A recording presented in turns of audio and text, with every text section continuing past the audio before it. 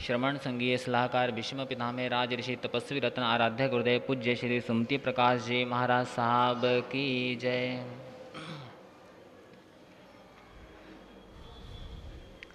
ममता की शीतल छैया माँ सुहानी लागे, माँ सुहानी लागे। माँ बिन खारो खारो या दुनियारो पानी लागे, माँ बिन खारो खारो या दुनियारो पानी। ममता की शीतल छैया माँ सुहानी लागे, माँ सुहानी लागे। माँ बिन खारो खारो या दुनियारो पानी लागे, माँ बिन खारो खारो या दुनियारो पानी। लक्ष्मी बनकर घर तुम आई, हर कर्तव्य निभाया। लक्ष्मी बनकर घर तुम आई, हर कर्तव्य निभाया। आदर्शता की प्रतिमा बनकर दोनों कुल पुजवाया। आदर्शता की प्रतिमा बनकर दोनों कुल पुजवाया। स्नेह सिंचन सुभार्योड़ी माँ की वाणी लागे, माँ थारी वाणी लागे। माँ बिन खारो खारो या दुनियारो पानी लागे, माँ बिन खारो खारो या दुनियारो पानी। बहू को बहू न समझा तुमने, बेटी समझ सिखाया। बहू को बहू न समझा तुमने, बेटी समझ सिखाया। तेरे हृदय की करुणा देख के हर आत्म हर्षाया। तेरे हृदय की करुणा देख के हर आत्म हर्षाया। सद्गुणों की छवि माँ पटरानी लागे, पटरानी लागे। माँ बिन खारो खारो या दुनियारो पानी लागे, माँ बिन खारो खारो या दुनियारो पानी। धर्म जगत में अपने कर्म से लाखों पुण्य कमाया। धर्म जगत में अपने कर्म से लाखों। नित्य आत्म चिंतन करके पापों से खुद को बचाया। नित्य आत्म चिंतन करके पापों से खुद को बचाया।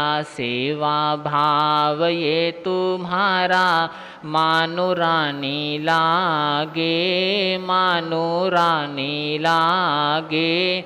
माँ बिन खारो खारो या दुनियारो पानी लागे, माँ बिन खारो खारो या दुनियारो पानी लागे। ममता की शीतल छैया माँ सुहानी लागे, माँ सुहानी लागे। माँ बिन खारो खारो या दुनियारो पानी लागे, माँ बिन खारो खारो या दुनियारो पानी लागे। बोलिए आगम ज्ञाता वाणी के जादूगर प्रज्ञा महर्षि गुरुदेव डॉक्टर श्री संकित मुनि जी महाराज साहब।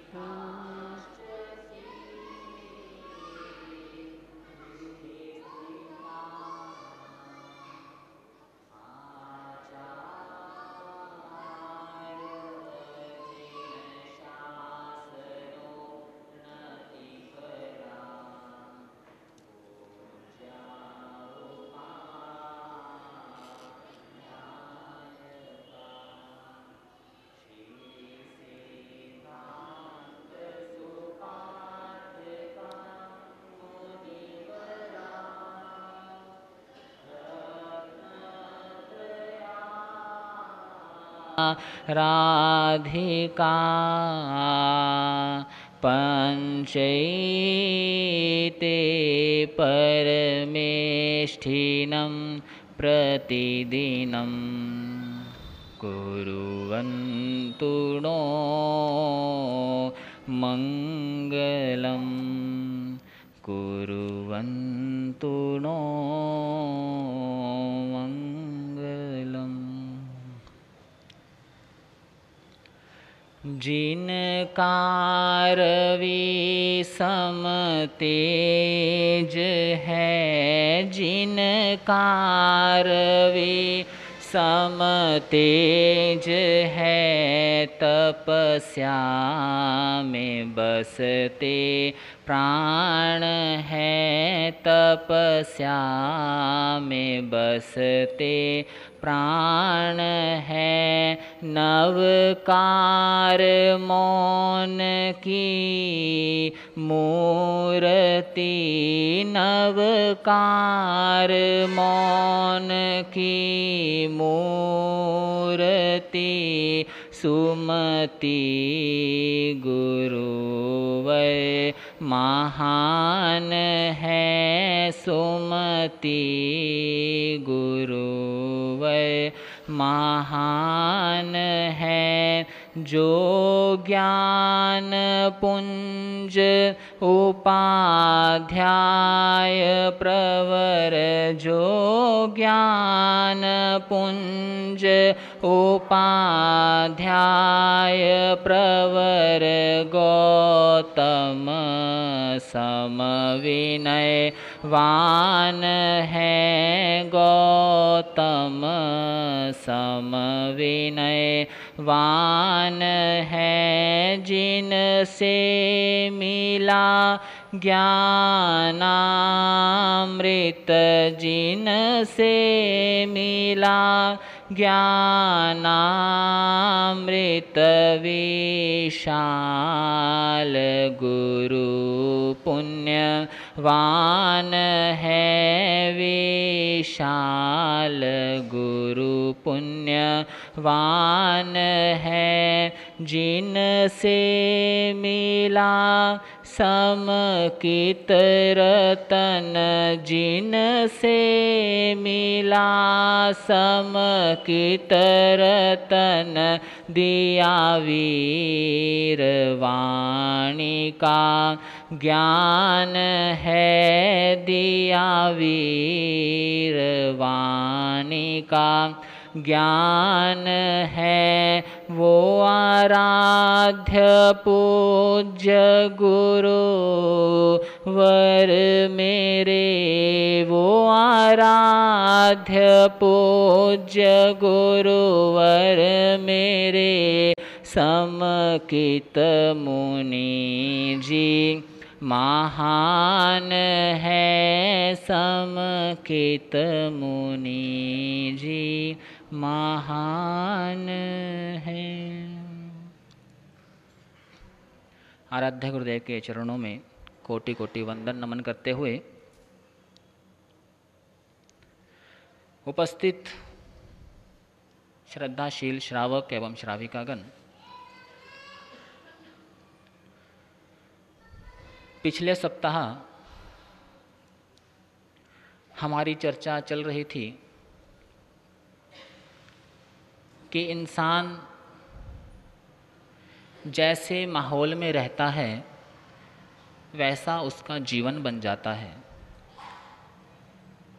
जिन व्यक्तियों की संगति वो करता है वैसे ही उसके जीवन का निर्माण हो जाता है।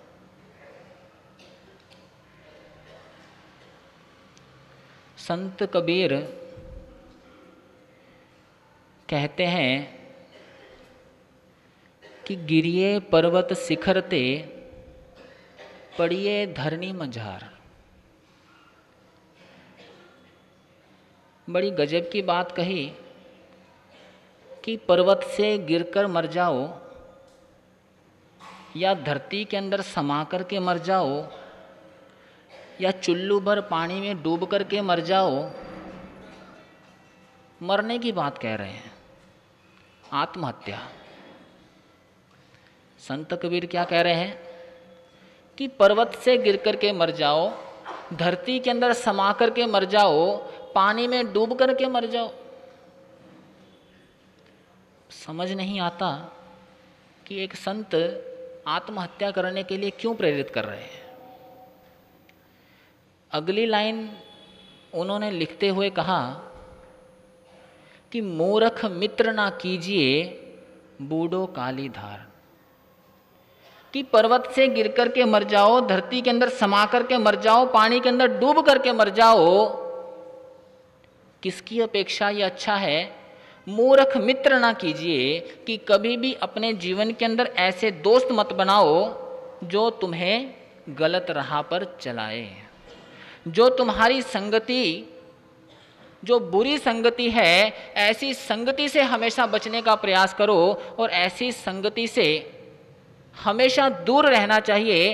इसकी अपेक्षा मर जाना अच्छा है। आचारांग सूत्र के अंदर परमात्मा प्रभु महावीर इसी बात को आगे बढ़ाते हैं, इसी बात पर जिक्र करते हुए कहते हैं कि अगर तुम्हारे नियम कहीं खंडित होते हों, यदि तुम्हें लगता है कि तुम्हारे संयम के अंदर दोष लग सकता है, तुम्हारे संयम को गिरने की आशंका है, तुम गिर सकते हो, तुम्हारे गुणों के अंदर कमी आ सकती है, जिन नियमों का तुम पालन कर रहे हो अगर वो खंडित होते हुए दिखाई दे, परमात्मा कहते हैं कि उस समय तुम आत्महत्या तक भी कर सकते हो। आगमों ने परमिशन दी है, आत्महत्या करने की मनाही नहीं की है। और सुनने में पढ़ने में भी आता है कि चंदनबाला और उसकी माता का प्रसंग, माँ ने शील की रक्षा के लिए जीभ खींच करके क्या कर दिया था, आत्महत्या करना स्वीकार कर दिया था, लेकिन अपने शील को गिरने नहीं दिया था। तो परमात्मा कहते हैं कि कभी भी ऐसी संगति मत करो जो हमारे गुणों को क्या करे, नीचा करे। क्योंकि जैसी हम संगति करते हैं वैसा हमारा जीवन बनता है। जैसे हमारे मित्र होते हैं, जैसे हमारे साथ रहने वाले होते हैं, वैसे वैसे हमारे संस्कार, वैसे ही संस्कार बनते हैं। ऊंचा उठना है, ऊंचा उठने के लिए गुणों को ऊंचा करना पड़ता है या गुणों को नीचे करना पड़ता है? क्या करना पड़ता है? क्या करना पड़ेगा? ऊंचा यदि उठना है तो गुणों को ऊंचा करना पड़ेगा या गुणों को नीचा करना पड़ेगा? गुणों को ऊंचा करना पड़ेगा, क्वालिटी को डेवलप करना पड़ेगा, अच्छी संगति के अंदर बैठना पड़ेगा, तब जाकर के व्यक्तित्व का विकास हो सकता है। ऊंचे उठने के लिए परमात्मा ने कहा कि गुणों को ऊंचा करना पड़ेगा, लेकिन जब ये बात चली कि अगर नीचे जाना है, अगर ऊंचाई को प्राप्त नहीं करना है, अगर नीचे गिरना है तो क्या करना पड़ेगा? ऊंचे उठने के लिए तो गुणों को ऊंचा करना पड़ेगा और नीचे गिरने के लिए क्या करना पड़ेगा? गुणों को नीचा करना पड़ेगा। नीचे गिरने के लिए गुणों को नीचा करना पड़ेगा। तो ज्ञानीजन कहते हैं नहीं, ऊंचे उठने के लिए गुणों को ऊंचा करना पड़ेगा, लेकिन नीचे गिरने के लिए गुणों को नीचे करने की आवश्यकता नहीं है, ऑटोमेटिक व्यवस्था है। क्या है? ऑटोमेटिक व्यवस्था है। मां बच्चे को दूध पिलाती है, उसको आदत डालती है, बेटा पी ले, बेटा पी ले, बेटा पी ले। अच्छी संगति देने के लिए प्रयास करना पड़ता है, बुरी संगति देने के लिए मेहनत करनी पड़ती है। बच्चा बड़ा हो जाता है, माँ कहती है कि बेटा दारू पी ले, बेटा शराब का सेवन कर ले, कहना पड़ता है। दूध के लिए कहना पड़ता है बेटा दूध पी ले, लेकिन नशे के लिए कहना पड़ता है कर ले। ऑटोमेटिक व्यवस्था। गाड़ी को यदि ऊपर चढ़ाना है, चढ़ाई पर चढ़ाना है, जब तक एक्सीलेटर दोगे तब तक ऊपर चढ़ेगी, एक्सीलेटर छोड़ दोगे वापस आने के लिए बैक गियर लगाना पड़ेगा। ऑटोमेटिक व्यवस्था, ऑटोमेटिक व्यवस्था है। इसी प्रकार से जीवन के अंदर अगर अच्छे गुणों का निर्माण करना है, जीवन को ऊंचा उठाना है, तो अच्छी संगति करनी होगी, अच्छी संगति के अंदर बैठना होगा। बुरी संगति करने के लिए, जीवन को नीचा गिराने के लिए किसी भी कार्य को करने की आवश्यकता नहीं है। ऑटोमेटिक व्यवस्था है।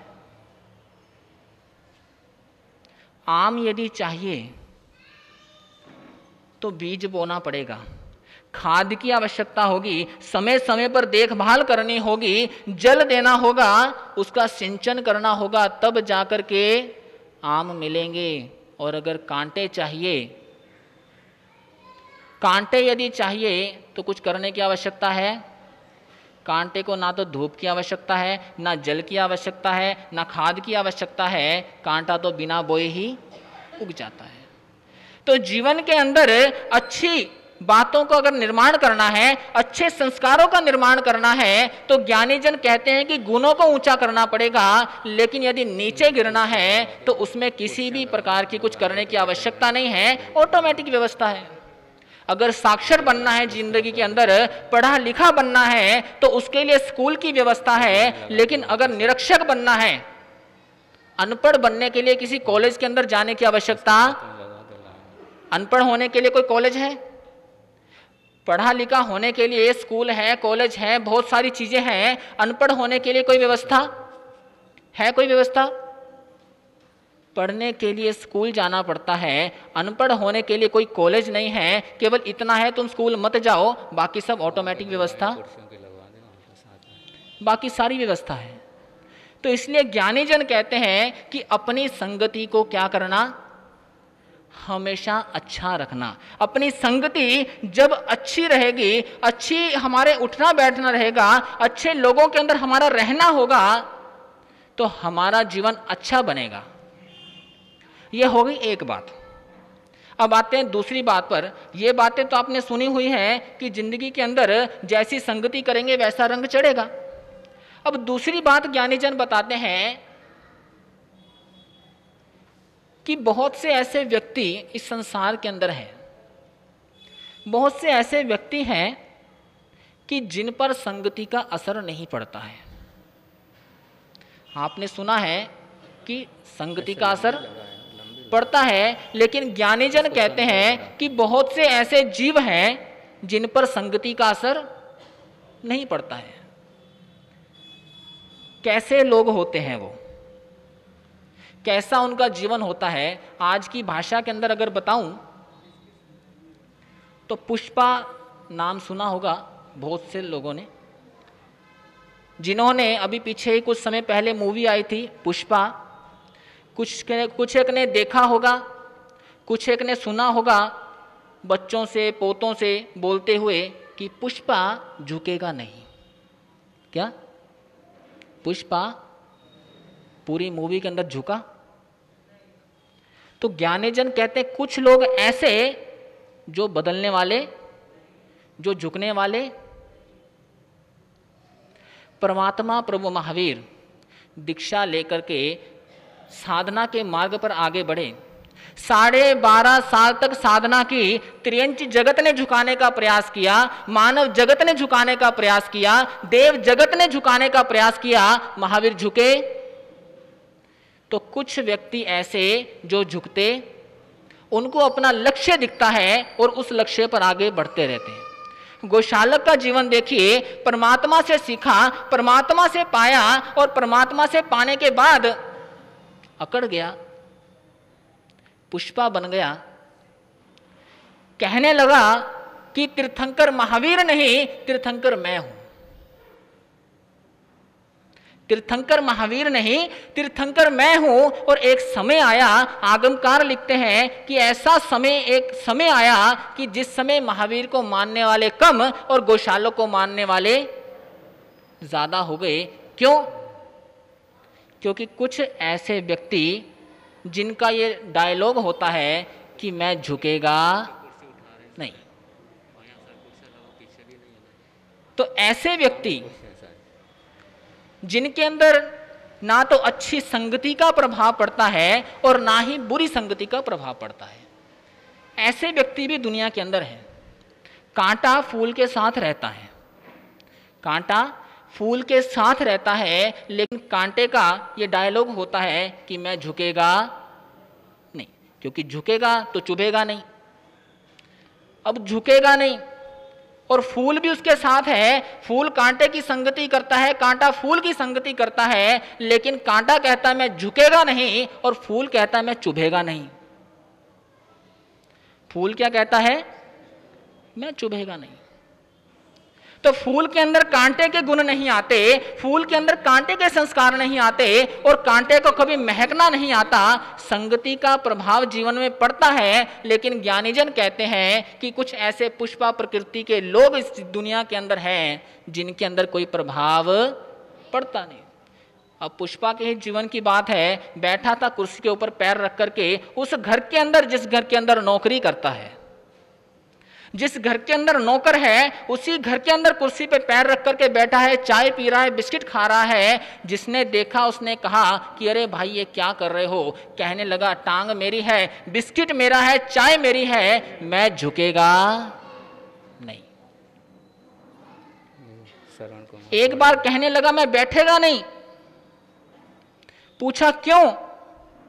कहने लगा सामने से मालिक आएगा तो उठना पड़ेगा, इसीलिए। तो व्यक्ति, अनेक ऐसे व्यक्ति होते हैं जो बदलना चाहते नहीं हैं। बंधुओं, चंदन का वृक्ष होता है, चंदन के पेड़ पर सांप लिपटा रहता है, सारी जिंदगी लिपटा रहता है, उसी के साथ लिपटा रहता है, लेकिन कभी चंदन के अंदर कभी जहर नहीं आया, और कभी सांप के अंदर चंदन की सुगंध नहीं आई। तो कुछ ऐसे जीव जिनके अंदर बदलाव नहीं आता, कितनी ही संगति कर ले। कमल कीचड़ के अंदर रहता है, कीचड़ की संगति करता है, लेकिन कीचड़ के गुण कभी कमल के अंदर नहीं आ पाए। कीचड़ को कभी महकना नहीं आया, और कमल को कभी किसी के ऊपर कीचड़ उछालना नहीं आया। तो ज्ञानी जन कहते हैं, जो जनसाधारण व्यक्ति होते हैं, जो जनसाधारण मानस होता है, वो व्यक्ति, उसके ऊपर संगति का असर पड़ता है। लेकिन जो विशेष होते हैं उनके ऊपर संगति का असर नहीं पड़ता। जो ये मान लेते हैं कि मैं झुकेगा नहीं, जिनकी ये सोच बन जाती है, फिल्म एंड हो जाती है, लेकिन वो झुकता नहीं है। चाहे वो महावीर है, चाहे वो गोशालक है, जिसकी पुष्पा की प्रकृति होगी, वो व्यक्ति झुकने वाला नहीं है। तो इसलिए जीवन के अंदर अगर अच्छा बदलाव, सद आचरण, सद बदलाव चाहते हैं, तो ज्ञानीजन कहते हैं कि अगर बदल सकते हो तो बदल जाओ, बदल सकते हो तो बदल जाओ। आप लोग भी बहुत सारे यहाँ पर बैठे हैं, और बहुत सारे व्यक्ति हैं जो आकर के कहते हैं कि पहले कभी आते नहीं थे, स्थानक के अंदर कभी आया नहीं करते थे, ज़्यादा रुचि नहीं रखते थे, सामायिक नहीं करते थे, लेकिन गुरुदेव की प्रेरणा मिली, सामायिक के साथ जुड़ गए, धर्म के साथ जुड़ गए, प्रवचन के साथ जुड़ गए। ज्ञानी जन कहते हैं कि ये जन साधारण व्यक्ति जो बदलने के लिए तैयार हो जाता है, अपने जीवन के अंदर गुणों को लाने के लिए तैयार हो जाता है, और अपने जीवन को ऊंचा उठा लेता है। लेकिन कुछ ऐसे व्यक्ति जो आते हैं, सुनते हैं, डेली सुनते हैं, लेकिन जीवन के अंदर बदलाव आता है। यहां से बाहर गए, जैसे आए थे वैसे ही। तो सुनकर के भी बहुत से लोगों के जीवन के अंदर बदलाव नहीं आता, चेंज नहीं आता, क्योंकि सोच किसकी बना रखी है? सोच किसकी है? पुष्पा की सोच बना रखी है कि मैं झुकेगा। अब महाराज कितना ही बोलते रहें, कितना ही कहते रहें, कितना ही सुनाते रहें, लेकिन मैं झुकेगा नहीं। तो ऐसा जब तक जीवन रहेगा, बंधु अगर अच्छे रास्ते पर चल रहे हैं तब नहीं झुक रहे तो तुम्हारे लिए बहुत बढ़िया है। लेकिन अगर हम गलत रास्ते पर हैं, गलत संगति पर हैं, तो उस समय आपके लिए झुकना बहुत फायदे का काम हो सकता है। तो ऐसा ज्ञानी जनों का, गुरु भगवंतों का संदेश है। इन्हीं मंगल कामनाओं के साथ समय 9:30 बज रहे हैं। बोले भगवान महावीर स्वामी की। श्री महावीर शासन की सदा जय हो, सदा जय। श्री महावीर शासन की सदा जय हो सदा। सुधर्मा स्वामी के गण की सदा जय हो सदा जय हो। सुधर्मा स्वामी के गण की सदा। वीर शासन के रखवारे आचार्य संत सती गण हैं। वीर शासन के रखवारे आचार्य संत सती गण हैं। तपस्वी सुमति गुरुवर की सदा जय हो सदा जय हो। तपस्वी सुमति गुरुवर की सदा जय हो सदा जय हो। श्री महावीर शासन की सदा जय हो सदा जय हो।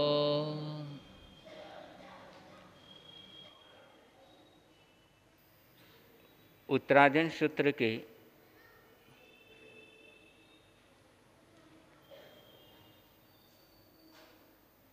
इक्षुकार नामक अध्ययन की एक गाथा है। जायाए पुत्ता ने हवंती ताणम।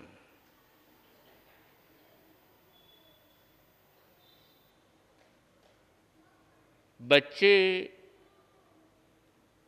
अपने पिता से कह रहे हैं,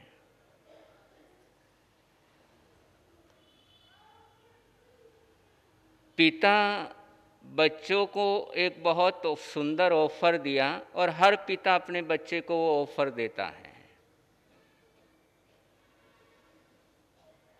बहुत कम ऐसे पिता होते हैं जो बच्चों को इस प्रकार का ऑफर नहीं देते, वरना दुनिया में अधिकांश पिता यही ऑफर देते हैं जैसा इस अध्ययन के अंदर एक पिता अपने पुत्रों को ऑफर दे रहा है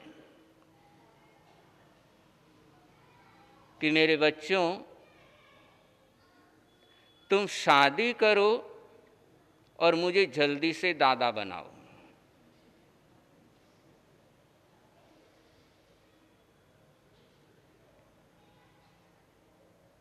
पिता ने जब ये अपने पुत्रों को ये ऑफर दिया तो पुत्रों ने जो कहा, जाया ये पुत्ता ने हवंती ताणम।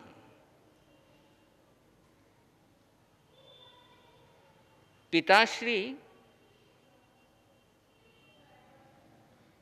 तुम कहते हो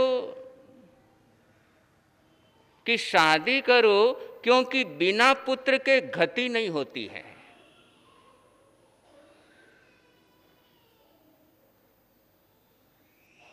पुत्र होगा तो ही गति होगी।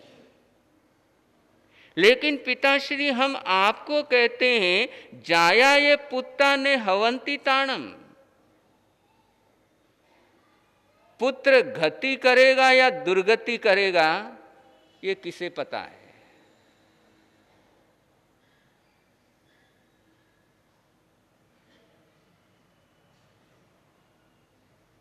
बेटा सताएगा या साता पहुंचाएगा, ये तो बुढ़ापे में पता लगेगा। बचपन में तो हर पुत्र को मां प्यारी ही लगती है। बिना मां के तो वो रहता ही नहीं है।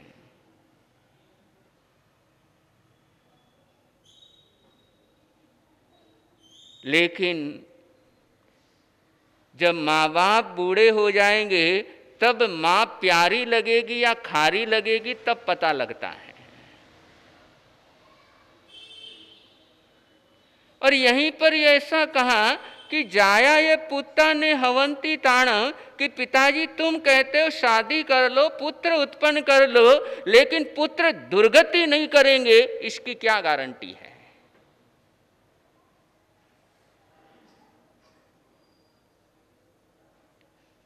और इसकी कोई गारंटी नहीं तो फिर ऐसे को उत्पन्न करके करना क्या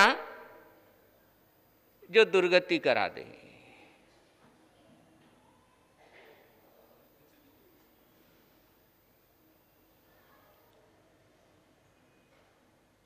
सपने संतान देखती है,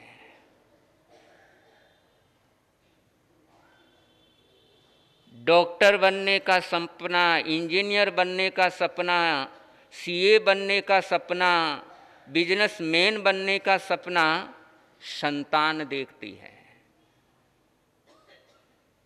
और संतान के सपने को पूरा करने के लिए संतान से ज़्यादा मेहनत उनके माता पिता करते हैं। संतान तो कह कर के सो जाती है मुझे 4 बजे उठा देना, और बड़े आराम से सो जाती है, लेकिन बच्चे को 4 बजे उठाने के चक्कर में माँ सारी रात सो नहीं पाती है। अब सपना बच्चे का, और जिसने सपना देखा वो बड़े आराम से सो रहा है, लेकिन उनके माँ बाप सपने देखने से ज़्यादा जो सपना पूरा करेंगे उनको ज़्यादा चिंता होती है।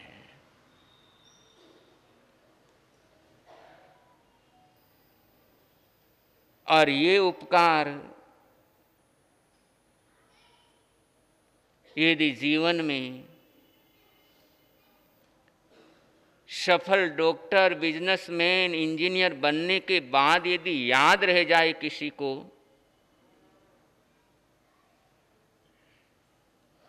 तो वो अपने माता पिता के साथ कभी नमक हरामी कर नहीं पाएगा।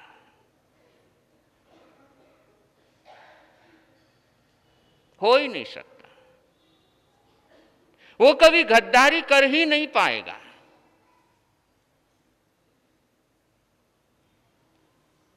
और मैं तो बहुत बार कहता हूं बहनों से कि अपने स्वार्थ के लिए कभी भी अपने पति को उसके मां के खिलाफ मत भड़काओ। तुम्हारे कहने से भड़क जाएगा, लेकिन इतना जरूर याद रखना, जो अपने दूध के साथ वफादारी नहीं निभा पाया, वो तुम्हारे साथ क्या वफादारी निभाएगा? जो अपने दूध का नहीं हो पाया, वो तुम्हारा कहां से हो पाएगा?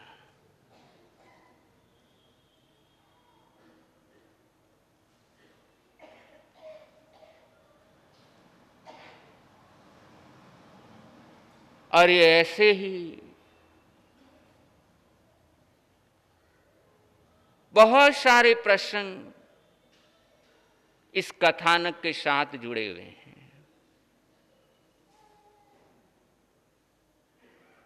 बहुत सारे कथानक कि मंदिर में हाथ जोड़कर सिर को प्रतिदिन झुकाते हैं, मंदिर में हाथ जोड़कर माथे को प्रतिदिन झुकाते हैं, लेकिन माँ बाप को नमन करने होली दिवाली जाते हैं।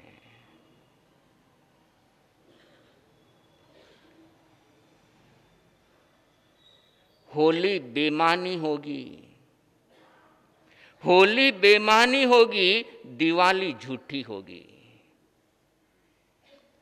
होली बेईमानी होगी, दिवाली झूठी होगी।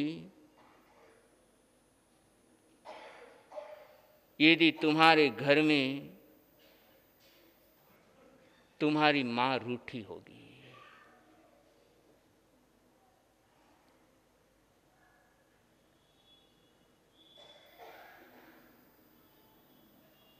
माता पिता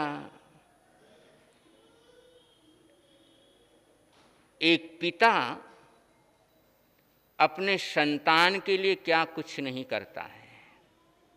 अपवाद सब जगह मिलते हैं, लेकिन नॉर्मली अपन देखें तो एक पिता अपने संतान के लिए क्या कुछ नहीं करता है।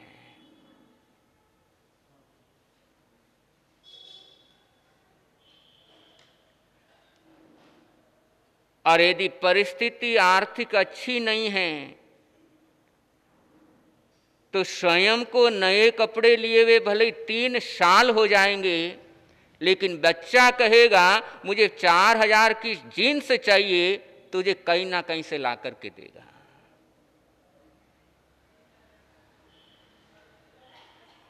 स्वयं के पांवों में भले ही 3 साल पुराने फटे जूते हो, लेकिन बच्चा यदि फरमाइश करे मुझे इस कंपनी के जूते चाहिए,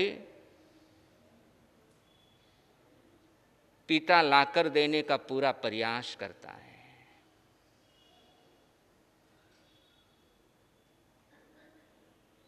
मां को रोने का हक है, लेकिन पिता रो नहीं सकता है। खुद का पिता मर जाता है, लेकिन पिता रोता नहीं है, क्योंकि उसे बच्चों को संभालना है।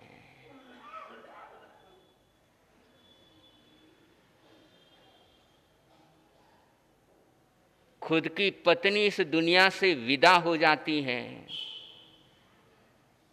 लेकिन फिर भी आंखों में आंसू नहीं आते, क्योंकि बच्चों की परवरिश करनी है।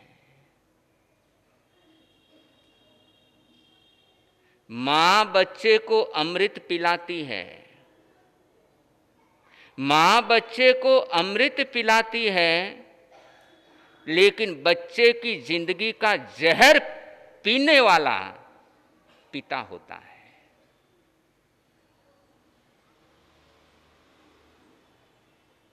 मां के रूप में यशोदा देव की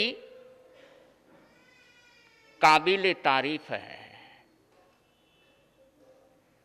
लेकिन उस अंधेरी भयंकर तूफानी रात के अंदर नवजात बच्चे को सिर पर टोकरी और उसमें बच्चे को ले जा करके उफनती यमुना नदी को पार करने का हौसला सिर्फ पिता के पास होता है।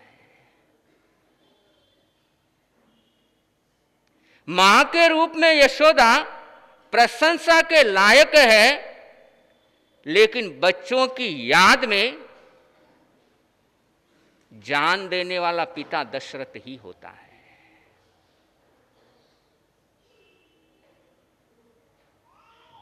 और पिता के दिल में अनेकों गम छुपे होते हैं, लेकिन प्रकट कर ही नहीं पाता है।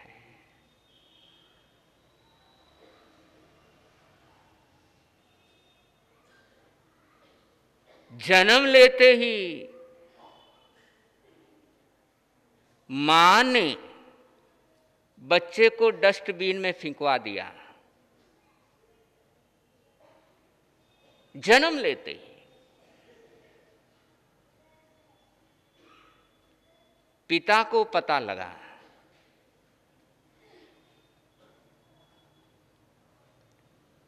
डस्टबिन में से बच्चे को उठा करके लेकर के आया।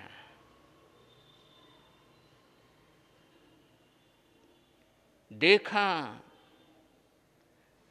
अंगुली में बड़ा जख्म हो गया है और बच्चा रो रहा है।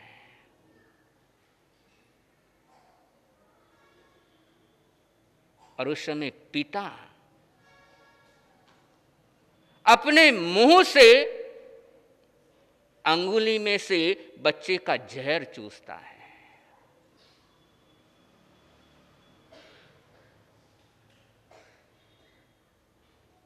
और बंदो, ये सिर्फ पिता के अंदर ही ताकत होती है।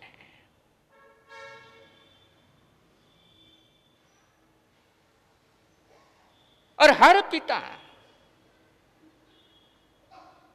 पता नहीं अपने बच्चों के लिए उसे कितना जहर पीना पड़ता है, और जहर पीकर भी जो मुस्कुराता है वो पिता होता है।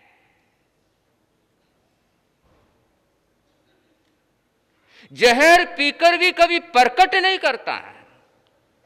और कमाल देखो, पिता ने कभी अपने बच्चे को बताया नहीं कि तू तेरे बचपन में मैंने यदि तेरा जहर पिया नहीं होता तो तू आज जिंदा नहीं होता। और कोई भी पिता बताता नहीं है। मां तो फिर भी बता जाती है, लेकिन पिता कभी नहीं बताता है।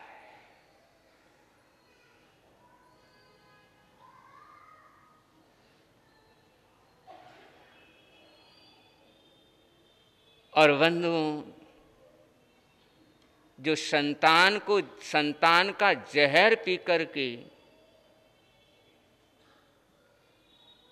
जो संतान को झिलाते हैं, वही संतान बड़े होकर के यदि पिता को जहर पीने के लिए मजबूर कर देती हो,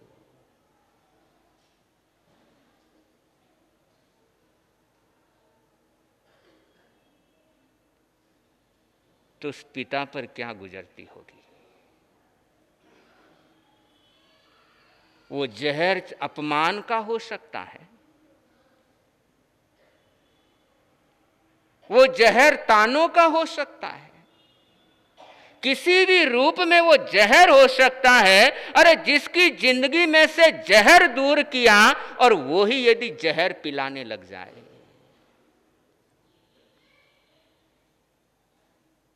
तो जीना कितना भारी पड़ता होगा।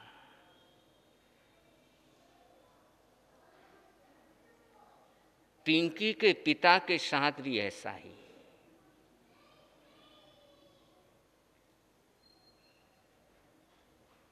पिंकी ने ऐसा अपमान का जहर पिला दिया, ऐसा जहर पिला दिया, बाप ने जी सकता है न मर सकता है। जीना भी भारी, मरना भी आसान नहीं।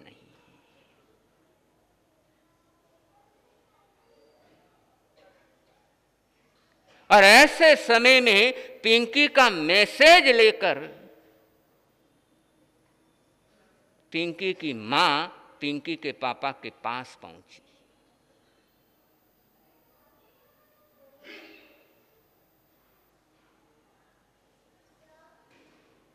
और आप तक एक सूचना प्रसारित की थी कि ऐसे समय में पिंकी को क्या करना चाहिए। और बहुत से लोगों ने अपनी मन की भावनाएं प्रस्तुत की, और यह इस बात का प्रतीक है कि इस कथानक के साथ आप दिल से जुड़े हुए हो।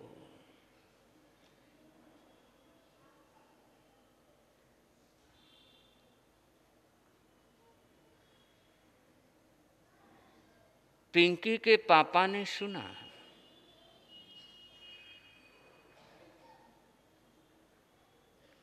बंदो औलाद चाहे कितनी ही बेशर्म हो जाए, लेकिन माता पिता का दिल अपने बच्चों के लिए कभी भी कठोर होता नहीं है।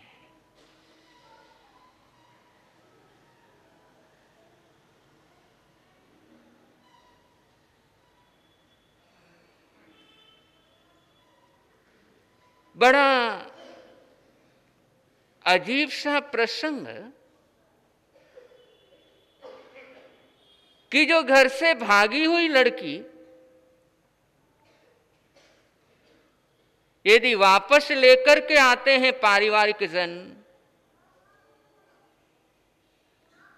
तो रिश्तेदारों को, अड़ोसियों पड़ोसियों को और ज्यादा मसाला मिलेगा।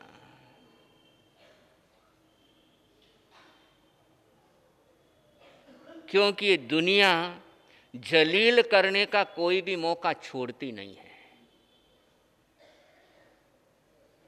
ये दुनिया अपमानित करने का कोई भी मौका छोड़ती नहीं है।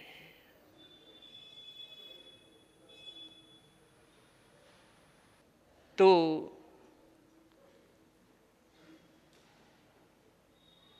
पिंकी के पिता के पास जब ये मैसेज पहुंचा,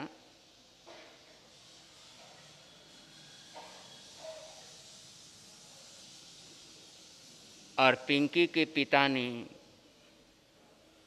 बड़ा दिल रखते हुए पिंकी से बात की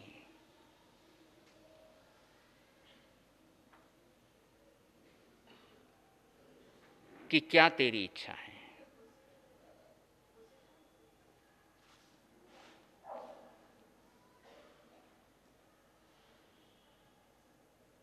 और पिंकी ने कहा, मैं वापस आना चाहती हूं, और अब मैं अपने लिए नहीं जीना चाहती। अब मैं उन लड़कियों के लिए जीना चाहती हूं। मैं अब मेरी उम्र की उन बहनों के लिए जीना चाहती हूं, उनके लिए एक मार्गदर्शन देना चाहूंगी कि जो मेरे से जिंदगी के अंदर भूल हो गई, जो मेरे से गलती हो गई, वो गलती अब कोई दूसरी मेरी बहन ना करे।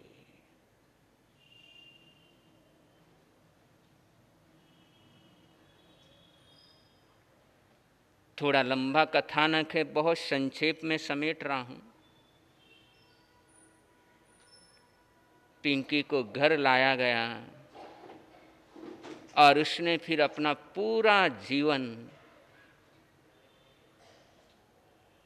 उसी के अंदर लगाने का संकल्प ले लिया कि मैं ऐसे बहनों के लिए एक गाइड बनूंगी कि जिस स्थिति से मैं गुजरी हूं, जिन परिस्थिति से मैं गुजरी हूं, उस परिस्थिति के अंदर मेरी कोई दूसरी बहन ना गुजरे।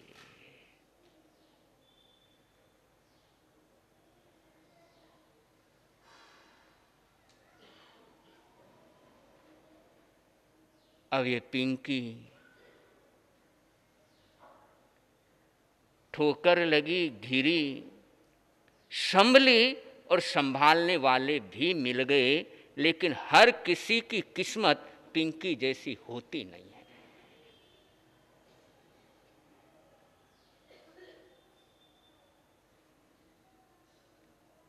इसलिए पुनः आग्रह पेरेंट्स से भी और मेरी बच्चियों से भी कि ऐसी राह को पकड़ना मत, ऐसी राह पर आगे बढ़ना मत जिस राह से पूरी तरीके से अनभिज्ञ हो। और जिंदगी में कभी भी अपने पेरेंट्स से कुछ छिपाना नहीं, हमेशा जिंदगी के अंदर ट्रांसपेरेंसी रहे। अगर ये एक सूत्र हाथ में लेकर के आगे बढ़े तो जिंदगी में कभी भटकना नहीं होगा।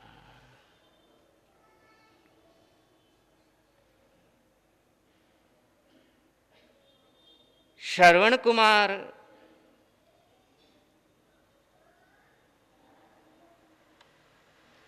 पानी लेने के लिए चला।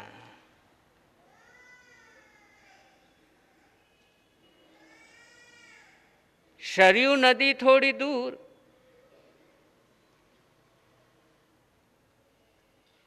लेकिन फिर भी भाग रहा है, बार बार ऊपर आसमान की तरफ देखता है, सूर्य देवता को प्रणाम करता है और मन ही मन प्रार्थना करता है, हे सूर्य देवता थोड़ी देर तुम थम जाओ, मैं अपनी मां से वादा करके आया हूं, सूर्यास्त होने से पहले पहले लौटूंगा।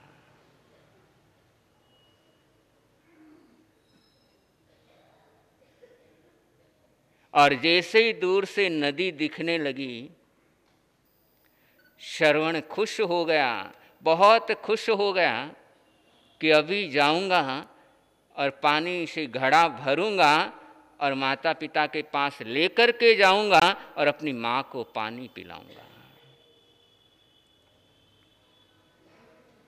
लाला मां ने बिलखता छोड़ गयो कि मैं ठोड़, आफत काई आ पड़ी, बेटा श्रवण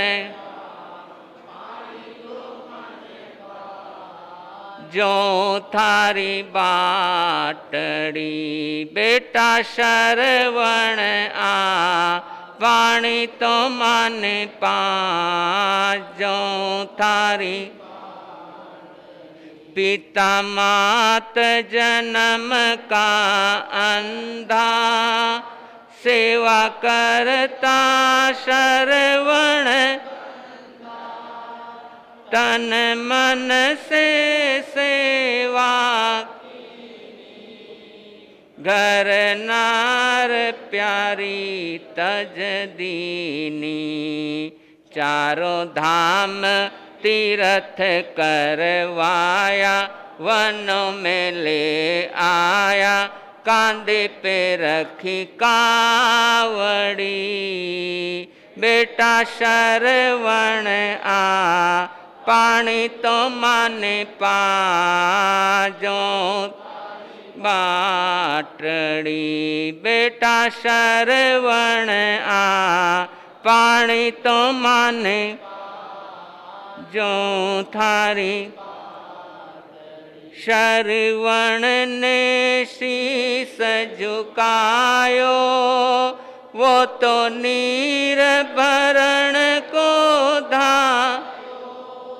पानी में घड़ो डुबायो, भड़ भड़यो शब्द सुनायो, श्रवण ने घड़ो उठायो, दशरथ ने बाण चलायो, बाण लागो कलेजा माही, सयो नहीं जा, मिच गई दोनों आखड़ी, बेटा श्रवण आ पानी तो माने, जो थारी बाटड़ी, बेटा श्रवण आ पानी तो माने, जो थारी।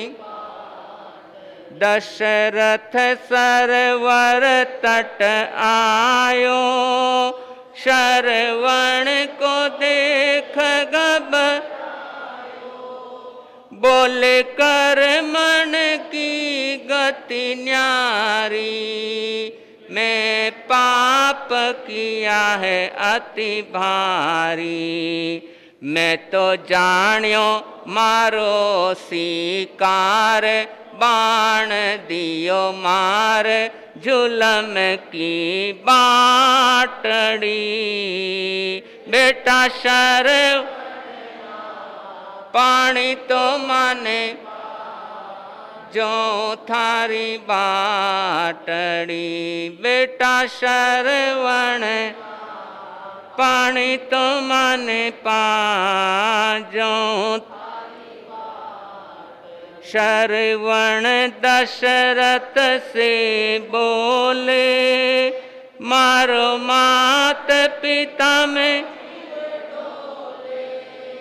राजा जीवन में जाजो, मारे मात पिता ने पानी मारो की जो चरणा में परणाम जावांगा निज धाम लंबी तो खींची सांसड़ी बेटा शर पानी तो माने पाजो थारी बाटड़ी बेटा शरवण आ पानी तो माने बाटड़ी जल बिन जीवड़ो घबरायो मारो लाल हजू नहीं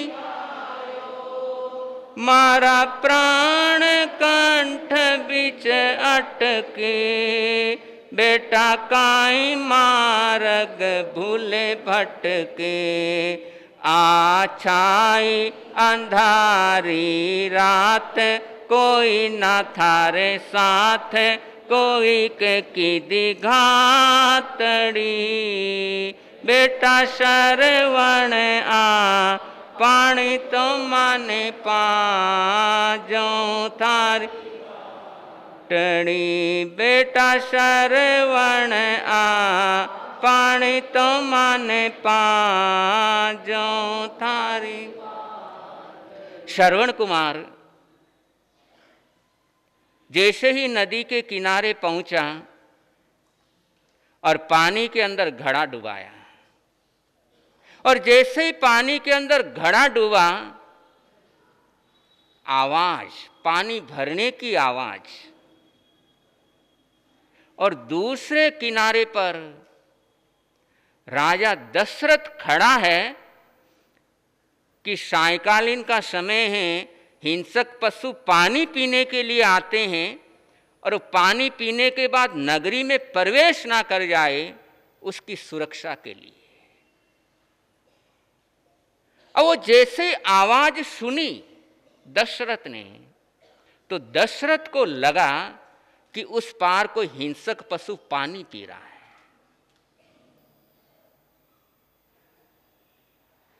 और शब्द भेदी बाण चलाने में दशरथ माहिर है और तुरंत बाण चलाया और बाण सीधा जाकर के श्रवण के दिल पे लगा। एक जोरदार चीख निकली, श्रवण धड़ाम से नीचे गिरा और वो चीख जिस समय दशरथ को सुनाई दी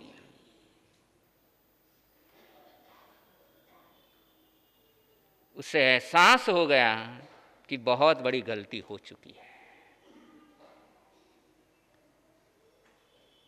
उस पार पहुंचा,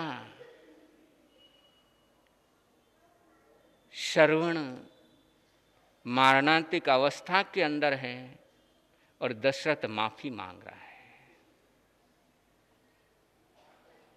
नौजवान माफ करना,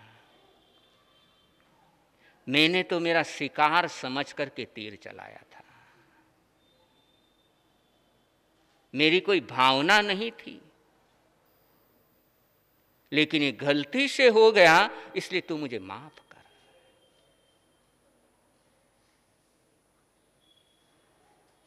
श्रवण कहने लगा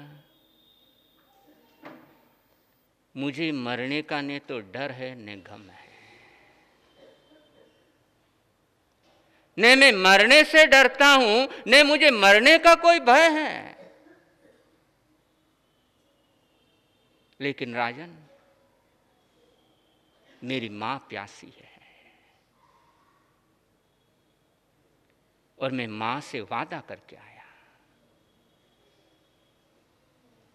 मैं मां को बोल करके आया कि मां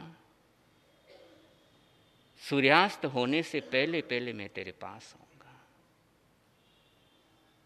राजन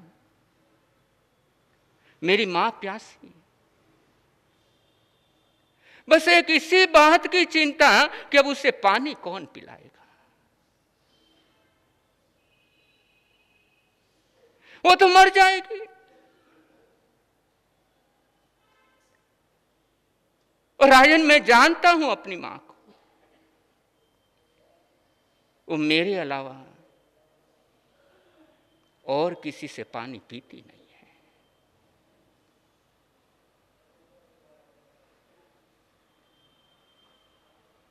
कि मैं कैसा भागा बेटा कि अपनी मां को पानी तक नहीं पिला पा रहा। और इस बात का दुख है राजन कि मेरी मां प्यासी है। और राजन कैसा मैं बेटा, कैसी मेरी ये किस्मत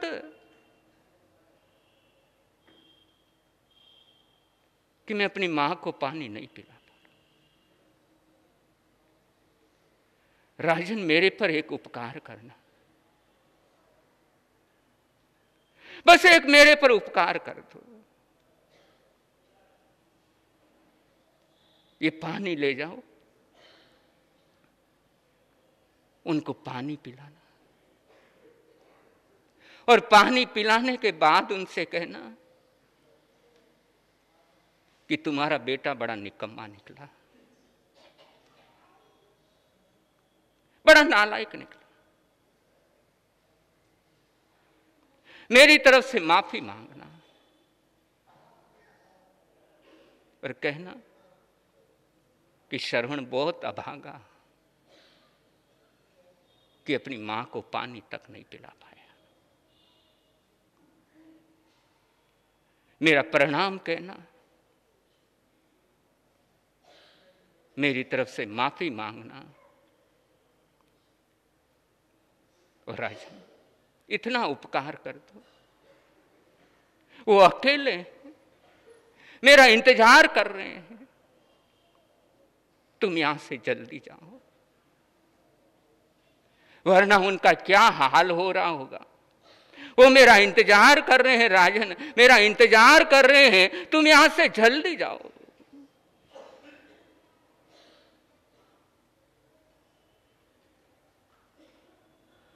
उधर श्रवण के माता पिता अंधे हैं, लेकिन पंछियों ने चेचहाना बंद कर दिया है। और श्रवण की मां श्रवण के पिता से कहने लगी कि सूर्यास्त हो गया है। पंछियों ने बोलना बंद कर दिया है। अपना श्रवण अभी तक क्यों नहीं आया?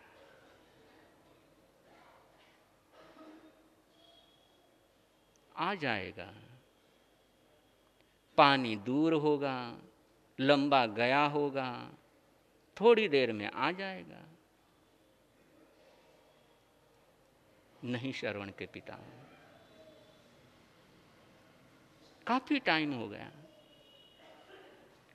और आज तक तो ऐसा हुआ नहीं कि वो हमें बोल करके गया और उस समय आया ना हो। हुआ नहीं। श्रवण के पिता, मेरा तो जी घबरा रहा है। अरे तुम औरतें भी पता नहीं क्या क्या सोचती रहती हो, बिना मतलब के डर शंकाएं दिमाग में लाती रहती हो। अरे वो हमें छोड़ करके भला जाएगा कहां?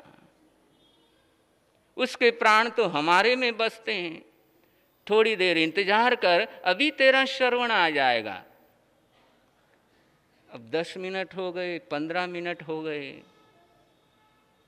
लेकिन श्रवण तो पहुंचा ही नहीं। और जैसे जैसे समय गुजरने लगा, श्रवण के पिता को भी थोड़ा सा भय होने लग गया। वो जरूर श्रवण की मां को सांत्वना दे रहे हैं, लेकिन खुद अंदर से डर रहे हैं।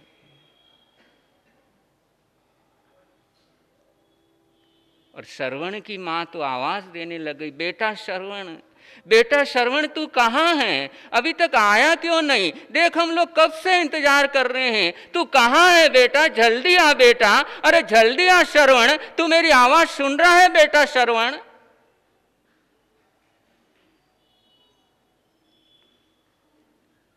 लेकिन श्रवण तो चला गया है।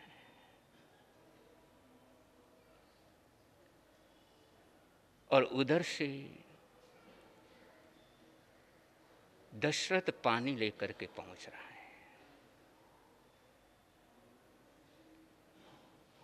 और दशरथ ने सुना कि श्रवण की मां, श्रवण के पिता श्रवण के लिए कितने पागल हो रहे हैं। अब वो चल रहा था, आगे बढ़ रहा था, और उनके कदमों की आवाज उधर श्रवण के माता पिता ने सुनी। और जैसे ही श्रवण के पिता ने वो आवाज सुनी, इतना खुश हो गया। देख श्रवण की मां, मैं बोल रहा था ना श्रवण आ जाएगा, देखो तेरा श्रवण आ गया। आ बेटा श्रवण आ, देख तेरी मां कब से इंतजार कर रही है तेरा। बेटा इतनी देर कैसे लगा दी बेटा?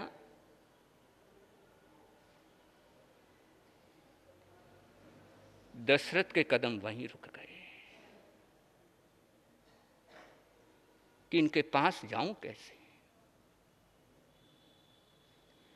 किस मुंह से कहूंगा कि तुम्हारा बेटा इस दुनिया में नहीं रहा।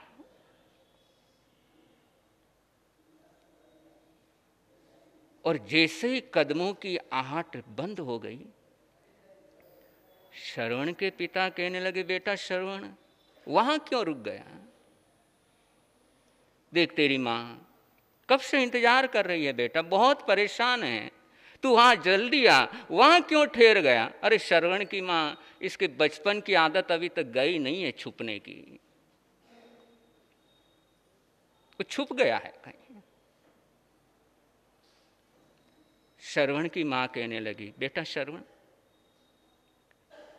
देख इस समय मजाक मत कर बेटा, मैं कब से इंतजार कर रही हूं, इसलिए बेटा जल्दी आ, बहुत प्यास लगी है मुझे, पानी पिला बेटा, तू जल्दी आ।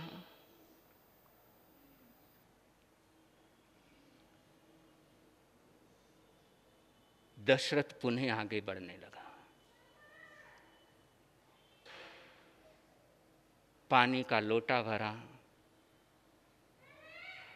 और श्रवण की मां के सामने आगे किया।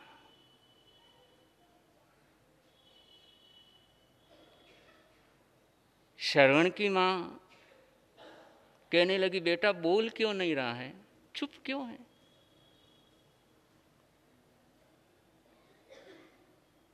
और जैसे ही लोटा श्रवण की मां लेने लगी, श्रवण की मां का हाथ दशरथ के हाथ से स्पर्श हो गया।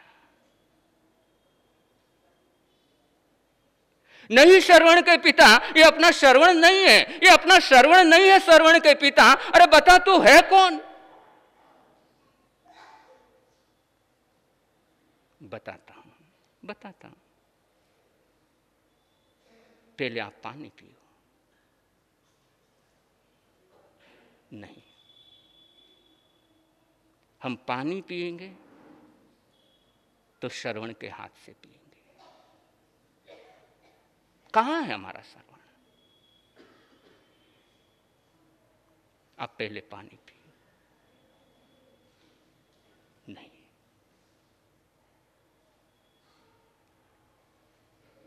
अरे तू बोलता क्यों नहीं श्रवण कहां है? अरे बता तू हमारा श्रवण कहां है? अरे बेटा श्रवण तू कहां है? अरे श्रवण तू चुप क्यों है? अरे बेटा आज तक तो ऐसा हुआ नहीं कि मैंने तुझे पुकारा और तू नहीं आया। फिर बेटा आज ऐसा क्यों?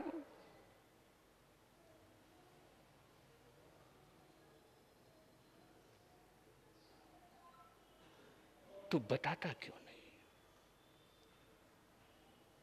श्रवण को देखना है, आप मेरे साथ चलो, मैं आपको लेकर के चलता हूं। और दशरथ श्रवण के माता पिता को वहां लेकर के पहुंचता है जहां पर श्रवण मृत पड़ा है।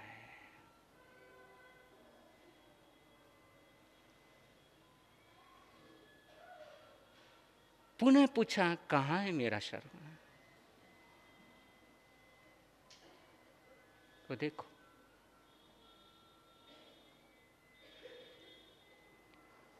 और जैसे ही अंधे माँ बाप ने मृत श्रवण पर हाथ लगाया, अरे श्रवण, तू तो बोलता था, तू तो कहता था कि माता मैं हूं ना, मेरे रहते हुए आपको क्या चिंता करना। और श्रवण, तुम श्रवण, कौन पानी पिलाएगा? श्रवण, नहीं चाहिए पानी।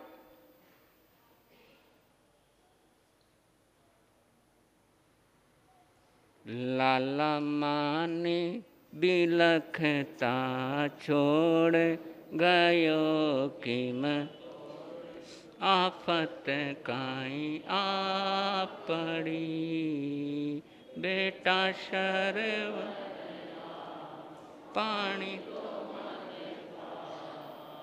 जो थारी बाटड़ी, बेटा शर पानी तो माने पा जो थारी।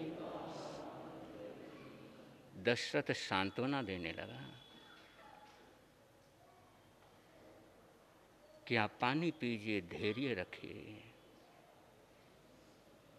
लेकिन वो बूढ़े माँ बाप, संतान ऐसी गई कि दोनों ने भी वहां पर दम तोड़ दिया। बंधु, पुत्र बनो तो ऐसे पुत्र बनो कि तुम्हारे वियोग में तुम्हारे मां बाप जीवित भी ना रह सके। संतान बनो तो ऐसी संतान बनो।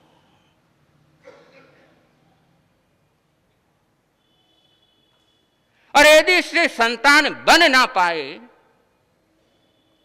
जिन माता पिता ने तुम्हारे लिए क्या कुछ नहीं किया,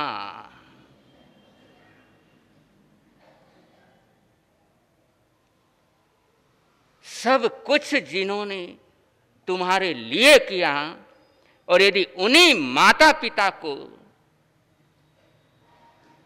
यदि बुढ़ापे के अंदर सताते हो, बुढ़ापे के अंदर रुलाते हो, तो इससे बढ़कर के हैवानियत और कुछ हो नहीं सकती।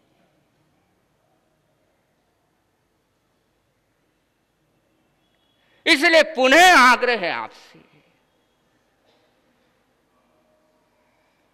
कि इतना मन, इतना घटिया भी मत रखो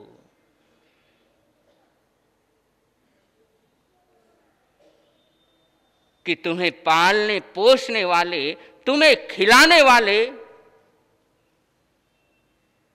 आज खाने के भी मोहताज हो जाए।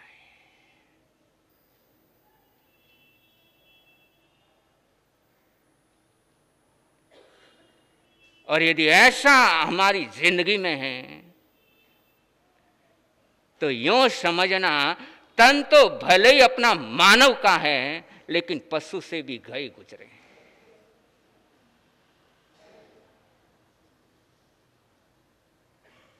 इसलिए पुनः पुनः कहना आप लोगों से कि दुनिया के और किसी के हो या मत हो, लेकिन अपने माँ बाप के होकर के रहो। और माँ बाप का हाथ पकड़ के रखिए, लोगों के पांव पकड़ने की जरूरत महसूस नहीं होगी। लोगों के पांव पकड़ने की नौबत नहीं आएगी जिन्होंने अपने मां बाप के हाथ पकड़ के रखे हैं।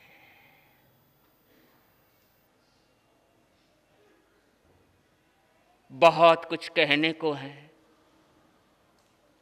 और अपनी सामाजिक स्थितियां एक ऐसे मोड़ पर आकर के खड़ी हुई है कि वो मोड़ आगे कहां लेकर के जाएगा शायद किसी को अंदाजा तक नहीं है। और इसलिए सौभाग्यशाली हैं वो लोग, बहुत पुण्यशाली हैं वो लोग जिनको साताकारी संतान मिली हुई है। और इससे बढ़कर के आदमी का कोई पुण्य हो नहीं सकता कि घर के अंदर साताकारी संतान है। और इससे बढ़कर दुर्भाग्य नहीं कि जिस घर के अंदर अपनी ही औलाद अपने ही माता पिता को परेशान करने में लगी है।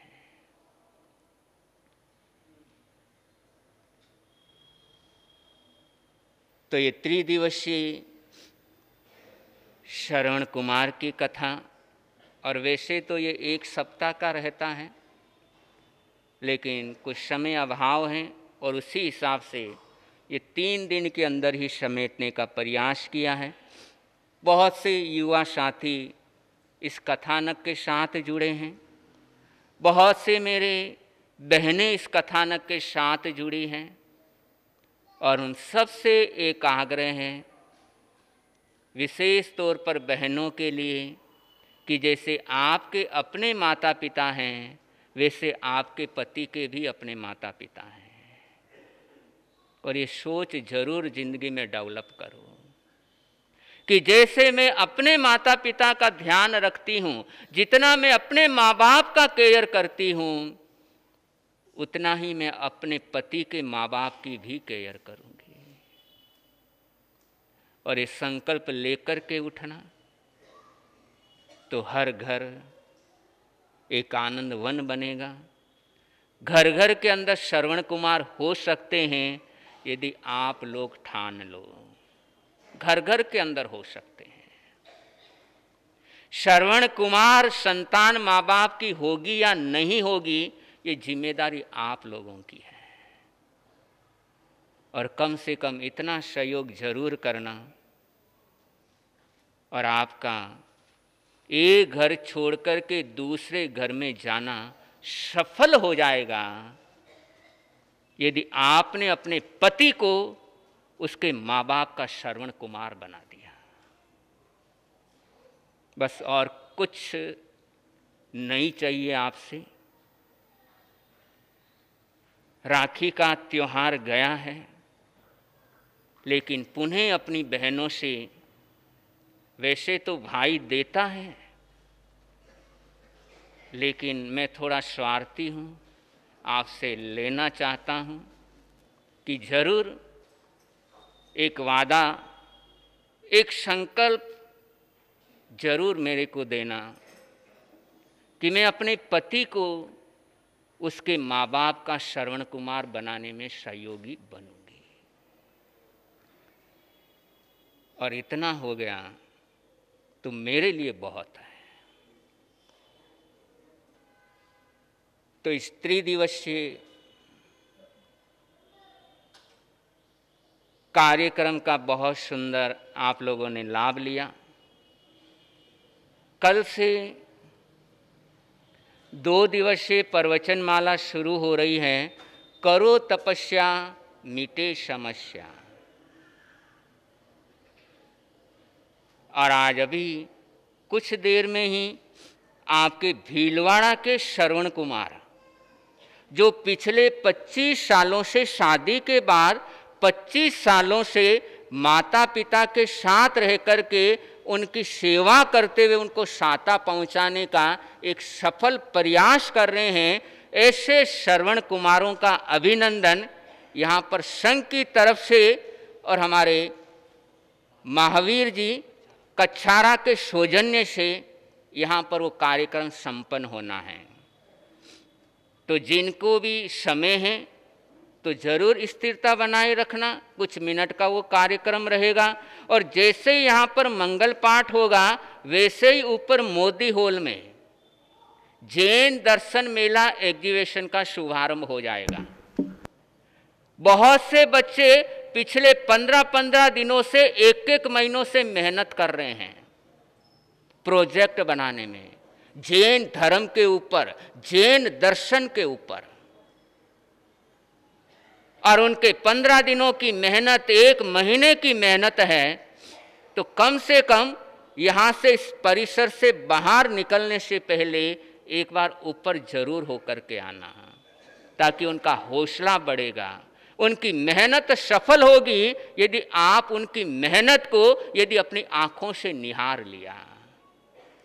और ये सारा कार्यक्रम जैन कॉन्फ्रेंस राजस्थान शाखा और उनकी अध्यक्षा नीताजी बाबेल और उनकी पूरी टीम की तरफ से है।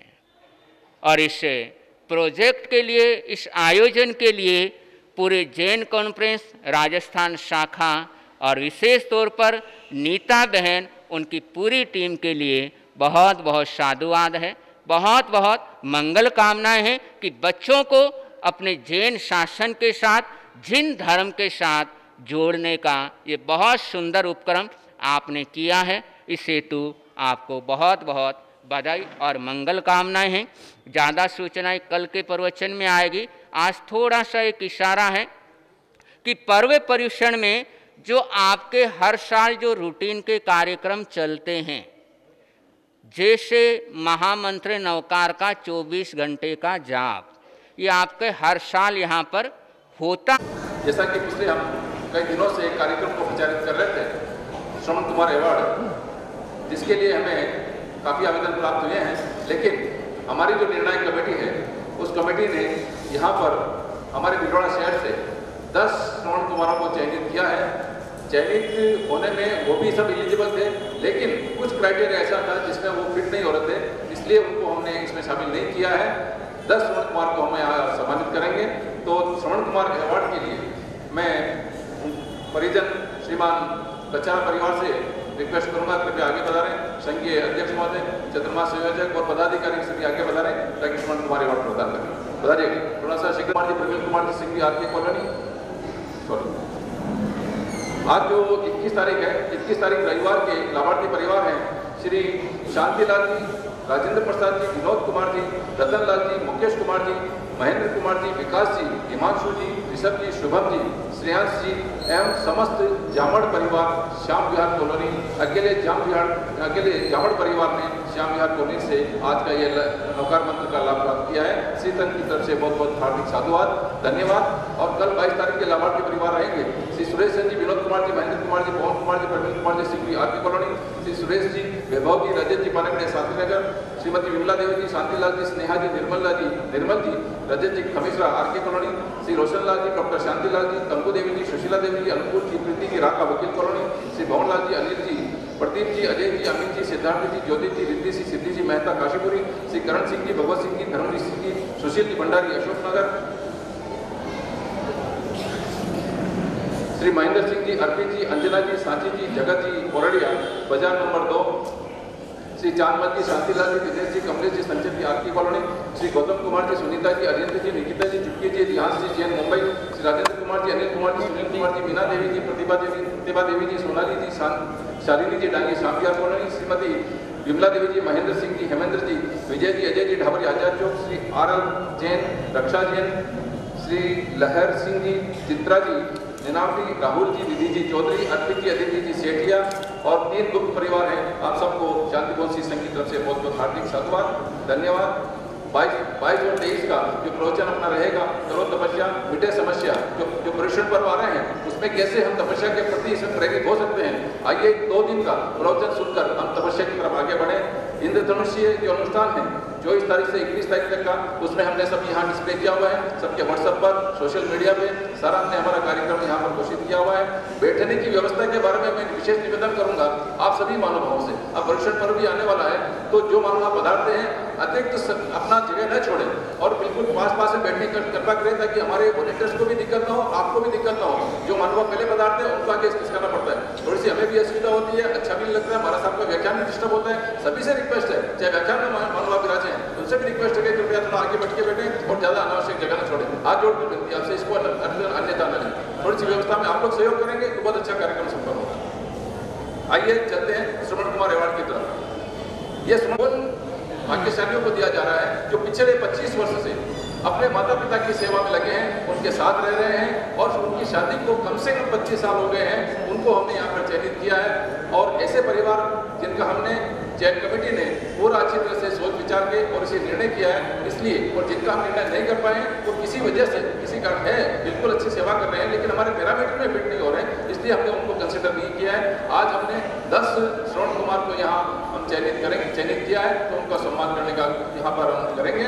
हम कच्चारा परिवार से भी रिक्वेस्ट करेंगे, महावीर जी उनके पिताश्री सब आगे बता रहे हैं और शिक्षण के पदाधिकारी बता रहे हैं, बता देगा महावीर जी। कमेटी का फैसला है, इसलिए उसी हिसाब से मैं यहाँ पर घोषित कर रहा हूँ।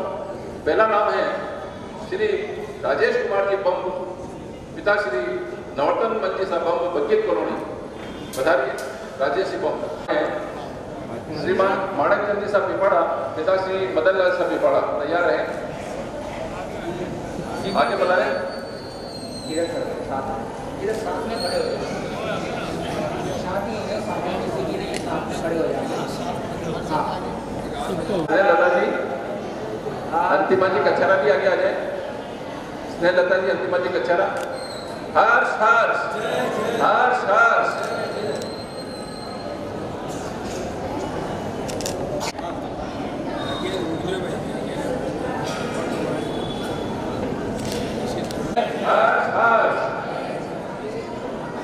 बहुत बहुत बधाई। इधर सामने, इधर सामने।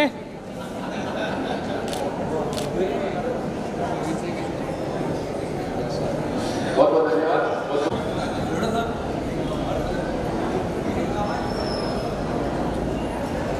पहले इधर बता दें।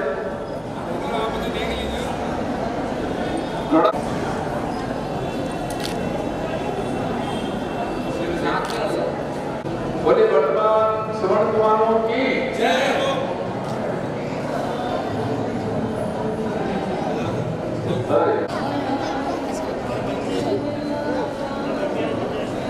हर्ष हर्ष। वसंत आदिशा संजय भी, आरके कॉलोनी, बताइए सुशील जी संजय भी। बहुत बहुत धन्यवाद।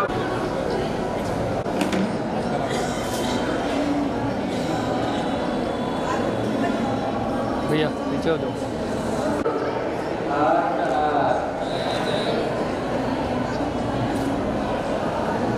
बहुत बहुत धन्यवाद संजीव जी सर और बहुत बहुत बधाई आपको, बहुत अच्छे।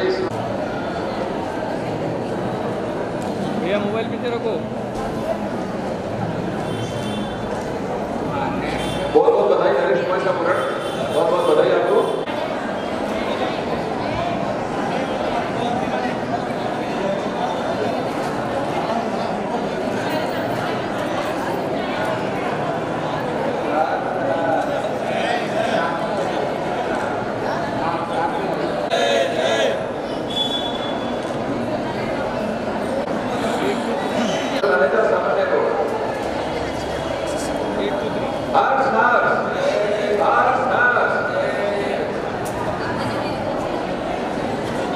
बोलिए आज के श्रवण कुमारों की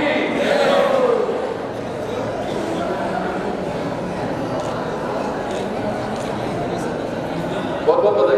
पिता श्री शांतिलाल सर भूलिया राजकर्मा, हर्ष हर्ष।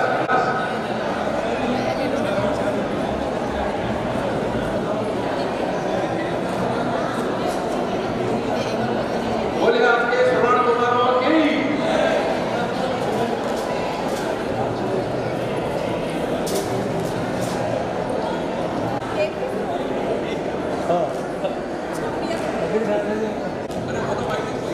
हाँ पूरा आपको